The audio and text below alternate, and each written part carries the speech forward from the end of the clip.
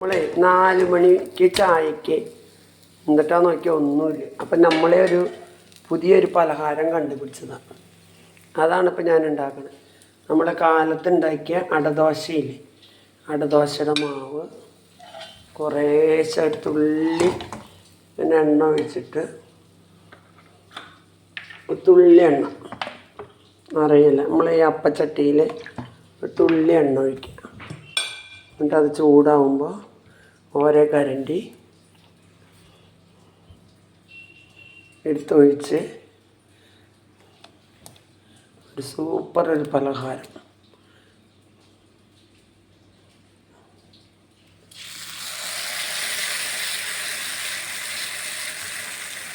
കണ്ടോ, ഞാൻ സൂപ്പറാണ് കണ്ടുപിടിച്ചതാണ്. നല്ല സൂപ്പർ, നല്ല സോഫ്റ്റ്, നല്ല വന്നിട്ടുണ്ട്. കണ്ട, സൂത്രത്തിൽ ഒന്നുമില്ലാന്ന് വിചാരിച്ചിരിക്കും നമ്മുടെ വീട്ടിൽ എന്തെങ്കിലുമൊക്കെ ഉണ്ടാവും.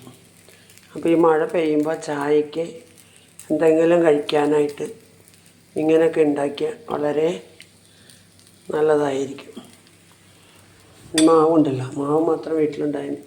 എന്തെങ്കിലും മധുരമില്ലാത്തതല്ലേ നമുക്ക് കഴിക്കാൻ പാടുള്ളൂ.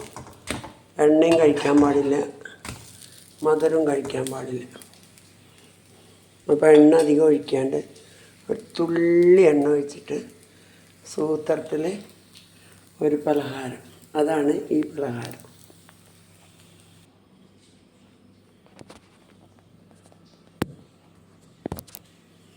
നമ്മുടെ ഈവനിങ് സ്നാക്സ്, എളുപ്പത്തിലൊരു ഈവനിങ് സ്നാക്സ് റെഡി ആയിട്ടുണ്ട് കേട്ടോ. ഒന്നുമില്ലാന്ന് വിചാരിച്ചിരിക്കുകയായിരുന്നു. മഴ പെയ്യുന്നുണ്ട്, ലൈവ് ഇട്ടു, കറണ്ട് ട്രിപ്പായതായിരുന്നു. കറണ്ട് പോയി എന്ന് വിചാരിച്ചിട്ട് ലൈവ് കട്ട് ചെയ്യേണ്ടി വന്നു. അപ്പോൾ ഇനി 8 മണി ലൈവാണ്, മര്യാദയ്ക്ക് ഇടാൻ പറ്റുള്ളൂ. അപ്പോൾ ഇത് സൂത്രപ്പണിയിലുള്ള ഒരു സ്നാക്സ്. കണ്ട, എല്ലാവരും ഇത് നോക്കി ഇതുമാതിരിയൊക്കെ സൂത്രത്തിലുണ്ടാക്കി നല്ല സൂപ്പറായിട്ട് സാധനം. കണ്ട,